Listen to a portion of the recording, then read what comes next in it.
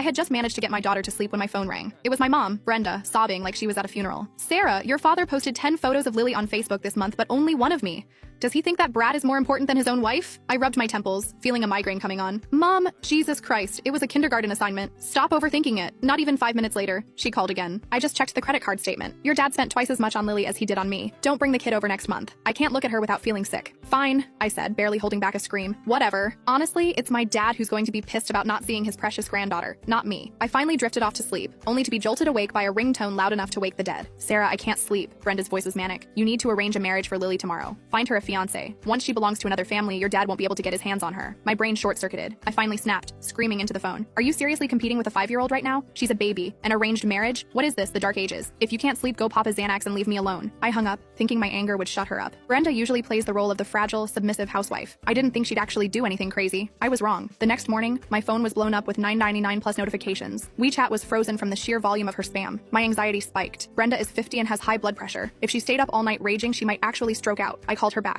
Immediately, I heard sobbing on the other end. "Sarah, are you just like your father? Now that you have Lily, you don't give a shit about me anymore. I poured my heart out to you all night and you didn't reply once." I brushed my teeth, trying to keep my voice steady. "Mom, unlike you, some of us haven't retired yet. I have a job. Even Lily has to go to preschool." Lily, it's always about her," Brenda screeched. "I get it now. In your heart, your mother means nothing compared to that little bitch." I rolled my eyes so hard it hurt. Ever since I gave birth, Brenda's pick-me syndrome flared up. She was terrified that a toddler was going to steal her spotlight. She started rambling, her voice dripping with venom. "You know how your father is. He attracts women like flies to shit. When he was a teacher, those college sluts were throwing themselves at him. I'm telling Lily to stay away from him for her own good." Rage boiled in my chest. "Mom, do you really want to bring up the past? That student went to Dad's office for math help. You were the one who stormed in screaming that they were banging on the desk. You cost him his job. You made me a laughingstock at school." That was the darkest time of my childhood. Thank God my dad, David, had a spine. He proved his innocence, quit teaching, started a business, and became a semi-famous CEO. Otherwise, our family would have been ruined. Brenda went quiet, probably remembering how she had to beg on her knees to stop David from divorcing her back then. But she doubled down on her twisted logic. "Sarah, I really think finding a rich husband for Lily now is smart. Dealing with the elites. You gotta lock it down early. It builds character. Plus, if Lily is spoken for, no other men, including your father, will get any funny ideas." It all boiled down to her sick fantasy that my dad wanted to sleep with my daughter. I watched Lily wash her face and smile at me in the mirror. A pure, innocent angel. My heart turned cold. "Stay the hell away from my daughter's love life. If you mention this again, I'm telling Dad, and let's see if he finally divorces you," Brenda screamed,